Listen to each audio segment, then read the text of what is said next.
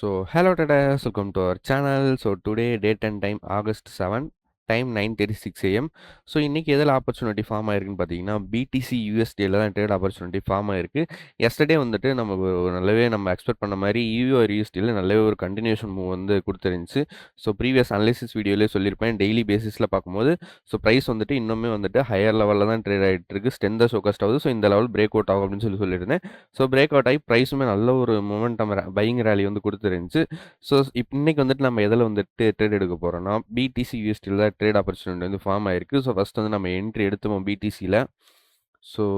Lower the time ஃப்ரேமில் போயிட்டு நம்ம ஃபஸ்ட்டு என்ட்ரி வந்து ப்ளேஸ் பண்ணிடலாம். BTC USDT new order TPSL. I am expecting வந்துட்டு இந்த ஹை பிரேக் அவுட் ஆகிறதுக்கு நிறைய சான்சஸ் இருக்குது. அண்ட் தென் லோ பார்த்தீங்கன்னா நம்ம ஏதோ இப்போ வந்து ப்ளேஸ் பண்ணுறோன்னா ஓவராலாக ப்ரைஸ் வந்துட்டு அகைன் இந்த லோஸ் பார்க்கும்போது ப்ரைஸ் வரது ரொம்பவே கம்மி ப்ராபபிலிட்டி. இந்த லோஸ் வச்சுப்போம். அதை பேஸ் பண்ணி பார்க்கும்போது ப்ரைஸஸ் வந்து அகைன் நியர்லி இந்த இந்த ரெசிஸ்டன்ட் லெவலில் பிரேக் அவுட் ஆகிறது ரொம்பவே ஹை ப்ராபபிலிட்டி செட்டப் தான் இது. அந்த எஸ்எல்லையுமே கூட இன்னும் கூட கொஞ்சம் லோவர் லெவல் வச்சுருவோம். ஓகே, எஸ்எல் அண்ட் டிபி வந்து செட் பண்ணியாச்சு. இந்த ட்ரேடுக்கு நான் எவ்வளோ எஸ்எல் வைக்க போகிறேன்னா, நியர்லி $27 வருது. ஓகே, $27 வந்துட்டு இந்த ட்ரேடுக்கு நான் ரிஸ்க் வைக்கிறேன். அண்ட் தென் பை பண்ணிடலாம். ஆர்டர் பிளேஸ் ஆயிடுச்சு. என்ட்ரியும் கிடச்சிருச்சு நம்மளுக்கு. இந்த இடத்துல வந்து பை பண்ணியிருக்கோம். எதை பேஸ் பண்ணி பை பண்ணுன்ட்டு அனலிசிஸ் வீடியோவில் இப்போ வந்து பார்ப்போம். நான் எதை பேஸ் பண்ணி இந்த ட்ரேட் எடுத்திருக்குங்கிறத வந்து உங்களுக்கு எக்ஸ்பிளைன் பண்ணுறேன். பிடிசி நியர்லி 98,000லேருந்து ஒரு ஸ்ட்ரெச்டு பையிங் ரேலி வந்து கொடுத்துருந்துச்சு. அண்ட் தென் நியர்லி பார்த்தீங்கன்னா ஹை வந்து எங்கே கிரியேட் ஆயிருக்குன்னா, ஆல் டைம் ஹை வந்து 1,23,000 அந்த ரேஞ்சில் வந்துட்டு ஹை கிரியேட் ஆயிருந்துச்சு. கிரியேட் ஆனதுக்கப்புறம் ரெசிஸ்டன்ட் பேஸ் ஆகிட்டு ப்ரைஸ் வந்துட்டு ஒரு ஜென்ரல் ரிட்ரேஸ்மெண்ட் வந்து கொடுத்துருந்தேன். ஜென்ரல் ரிட்ரேஸ்மெண்ட் வந்ததுக்கப்புறம் ப்ரைஸ் வந்துட்டு அகைன் வந்து சப்போர்ட் கிரியேட் ஆகிட்டு அகைன் இந்த ரேஞ்சில் வீக்னஸ் ஷோ பண்ணிட்டு again price support break down ஆனிச்சு.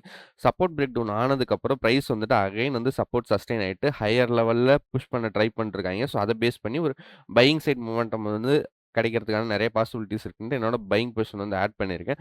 இன்னும் லோவர் த டைம் ஃப்ரேமில் போனால் இன்னுமே வந்துட்டு ப்ரைஸ் வந்து எப்படி ரியாக்ட் ஆகுது அப்படின்னு சொல்லி இன்னுமே கிளியர் கட்டாக தெரியும். ஓவராலாக இது லோவர் த டைம் ஃப்ரேம் 5 மினிட்ல பார்க்கும்போது ப்ரைஸ் வந்து ப்ரீவியஸாக 1,23,000 அந்த ரேஞ்சில் வந்துட்டு ரெசிஸ்டன்ட் பேஸ் ஆகிட்டு கண்டினியூஸ் செல்லிங் வந்துச்சு. லாஸ்ட் பிரேக் டவுன் என்னன்னா இந்த சப்போர்ட் தான் லாஸ்ட்டாக பிரேக் டவுன் பண்ணியிருந்தேன் ப்ரைஸ் வந்துட்டு.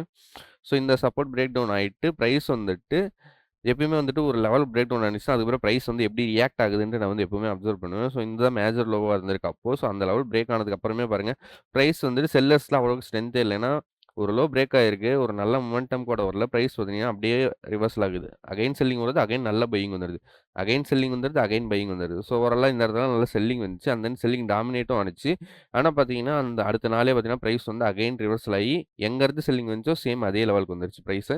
அண்ட் தென் பார்த்தீங்கன்னா அகைன் ப்ரைஸ் வந்து ரிட்ரேஸ் டவுன் ஆகி செல்லர்ஸ் வந்து டாமினேட் பண்ண ட்ரை பண்ணியிருக்காங்க. ஆனால் பார்த்தீங்கன்னா எஸ்டர்டே ஆர் ப்ரீவியஸ் டே பார்த்தீங்கன்னா ப்ரைஸ் வந்துட்டு அகைன் ஸ்ட்ரென்த் ஷோ பண்ணிட்டு ஹையர் லெவலில் வந்துட்டாங்க. இந்த ஸ்விங் தான் கன்ஃபர்மேஷன் ஸ்விங்கு. ப்ரைஸ் வந்து ஓவராலாக ஸ்ட்ரென்த்து தான் ஷோகாஸ் பண்ணுது. அதை பேஸ் பண்ணி பார்த்தீங்கன்னா ப்ரைஸ் வந்து வெயிட் பண்ணிட்டு இருந்தேன். இந்த இடத்துல ஹையில் போய் நம்ம என்ட்ரி எடுக்க முடியாது அப்படின்னு சொல்லிட்டு ரிட்ரேஸ்மெண்ட் வாசம் வெயிட் பண்ணுறது. நினச்ச மாதிரி ரிட்ரேஸ்மெண்ட்டும் வந்துருச்சு. இந்த ரிட்ரேஸ்மெண்ட்டில் நான் வந்துட்டு நியர் த லோவில் தான் நான் பை பண்ணியிருக்கேன். என்னோட என்ட்ரியுமே வந்துட்டு ஒரு சேஃபர் சைடு என்ட்ரி தான். எந்த ஒரு நியர்லி ஹைலெலாம் போய் பை பண்ணல. வெயிட் பண்ணி ரிட்ரேஸ் டவுன் ஆனதுக்கப்புறம் இந்த லோவில் பை பண்ணியிருக்கேன்.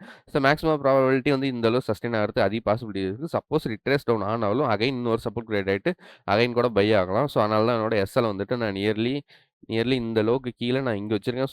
ஓவராலாக ப்ரீவியஸ் லோக்கு பார்க்கும்போது நான் வந்து என்னோட எஸ்எல் வந்து வச்சுருக்கேன். வெயிட் பண்ணி பார்ப்போம் ப்ரைஸ் வந்து எப்படி மூவ் ஆகுதுன்ட்டு. ஓகே டேட்டஸ், இப்போ டைம் என்னென்னா 3:50 PM. As per our expectation பிடிசி வந்து நல்ல ஒரு மொமெண்டம் வந்து கொடுத்துருச்சு. ஓவராலாக பார்ஷியல் புக் வந்து பண்ணிடலாம். நான் மேஜர் இதை குவான்டிட்டி வந்து புக் பண்ணிடுறேன். ஓவராலாக 0.02 லாட் எடுத்துருங்க. அதில் 0.01 வந்துட்டு நான் க்ளோஸ் அடிச்சிடறேன். ஓகே ட்ரேடர்ஸ், இப்போ வந்து நம்ம ஓவரால் பொசிஷன் வந்து க்ளோஸ் பண்ண போகிறோம். ஏன்னா நியர் இந்த ஹை தான் பிரேக் அவுட் ஆகிறது எக்ஸ்பெக்டேஷன். அந்த ஹை வந்துட்டு பிரேக் அவுட் ஆகிறது பக்கம் வந்துருச்சு. ஓவரால் குவான்டிட்டி எல்லா குவான்டிட்டியுமே வந்து க்ளோஸ் பண்ணிடலாம்.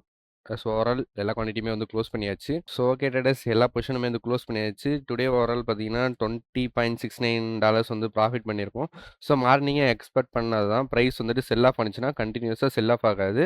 நடுவில் இங்கே வந்து சப்போர்ட் கிரியேட் ஆகிட்டு அகைன் வந்துட்டு ஒரு பையிங் ஸ்விங் வந்து கிரியேட் ஆகும் தான் எக்ஸ்பெக்ட் பண்ணியிருந்தோம். ப்ரைஸ் இன்னுமே வந்துட்டு நல்லா புஷ் ஆகிட்டு நல்லா அக்ரெசிவாக பை ஆகிட்டு இருக்குது.